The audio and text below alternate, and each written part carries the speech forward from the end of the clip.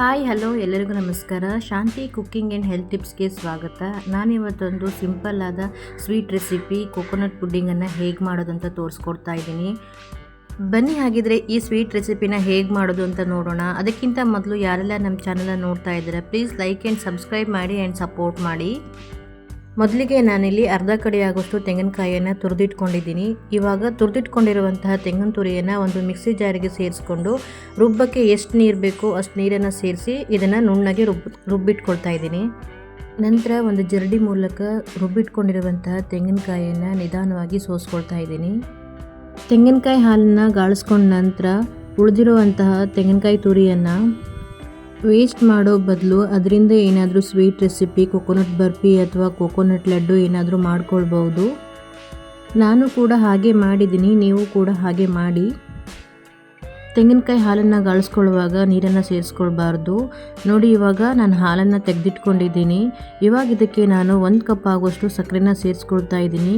ಹಾಗೆ 4 ಸ್ಪೂನ್ ಆಗೋಷ್ಟು ಕಾರ್ನ್ಫ್ಲೋರನ್ನು ಆ್ಯಡ್ ಮಾಡ್ಕೊಳ್ತಾ ಇದ್ದೀನಿ. ಇವಾಗ ಇದನ್ನು ಒಂದು ವಿಸ್ಕು ಅಥವಾ ಸ್ಪೂನಿಂದ ನೀಟಾಗಿ ಒಂಚೂರು ಗಂಟಿಲ್ದಿರೋ ಹಾಗೆ ಚೆನ್ನಾಗಿ ಮಿಕ್ಸ್ ಮಾಡಿಕೊಳ್ಬೇಕು. ಹಾಗೆ ನಾನಿಲ್ಲಿ 2 ಏಲಕ್ಕಿನ ಚೆನ್ನಾಗಿ ಕುಟ್ಟಿ ಪೌಡ್ರ್ ಮಾಡಿ ಇದಕ್ಕೆ ಸೇರಿಸ್ಕೊಳ್ತಾ ಇದ್ದೀನಿ.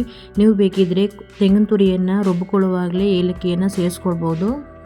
ಹಾಗೆ ರುಚಿಗೆ ಒಂದು 1/4 ಸ್ಪೂನ್ ಆಗೋಷ್ಟು ಉಪ್ಪನ್ನು ಸೇರಿಸ್ಕೊಂಡು ಇದನ್ನು ಇನ್ನೊಮ್ಮೆ ಚೆನ್ನಾಗಿ ಮಿಕ್ಸ್ ಮಾಡ್ಕೊಳ್ತಾ ಇದ್ದೀನಿ.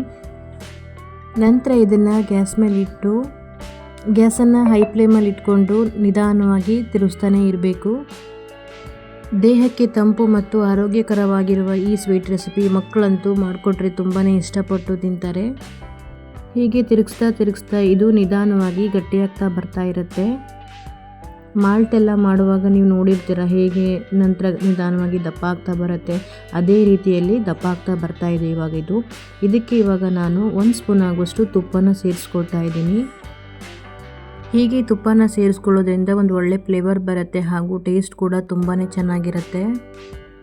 ಒಂದ್ಸಲ ಇದು ಸ್ವಲ್ಪ ಗಟ್ಟಿಯಾದ ನಂತರ ಗ್ಯಾಸನ್ನು ಮೀಡಿಯಂ ಫ್ಲೇಮಲ್ಲಿಟ್ಟು ಸಣ್ಣ ಉರಿಲಿ ಇದನ್ನು ತಿರುಗಿಸ್ತಾನೆ ಇರಬೇಕು. ನೋಡಿ, ಇದು ಒಂಥರ ಕ್ರೀಮಿಯಾಗಿ ಬರ್ತಾ ಇದೆ. ಇದು ಇನ್ನೂ ಸ್ವಲ್ಪ ತೆಳುವಾಗಿದೆ, ಇನ್ನೂ ಸ್ವಲ್ಪ ಗಟ್ಟಿಯಾಗಬೇಕು. ಅಲ್ಲಿ ತನಕ ಇದನ್ನು ಸ್ವಲ್ಪ ತಿರುಗಿಸ್ಕೊಳ್ತಾನೆ ಇರಬೇಕು. ನೋಡಿ, ಇವಾಗ ಇದು ರೆಡಿಯಾಗಿದೆ. ನಾನು ಹೀಗೆ ಮೇಲ್ಗಡೆಯಿಂದ ಬಿಟ್ಟಾವಾಗ ಲೇಯರ್ ಆಗಿ ಬೀಳ್ತಾ ಇದೆ, ಅಂದರೆ ಇದು ರೆಡಿಯಾಗಿದೆ ಅಂತ ಅರ್ಥ.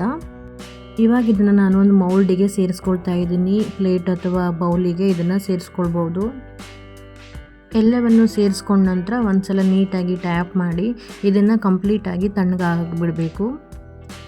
ಕಂಪ್ಲೀಟಾಗಿ ತಣ್ಣಗಾದ ನಂತರ ನಾನು ಇದನ್ನು ಒಂದು ಪ್ಲೇಟಿಗೆ ತಿರುವು ಹಾಕ್ಕೊಳ್ತಾ ಇದ್ದೀನಿ.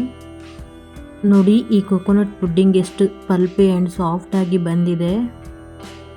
ಬಾಯಲ್ಲಿಟ್ಟರೆ ಕರ್ಗೋ ಥರ ಇತ್ತು. ಈ ಸ್ವೀಟ್ ಅಂತೂ ತುಂಬಾ ಚೆನ್ನಾಗಿತ್ತು.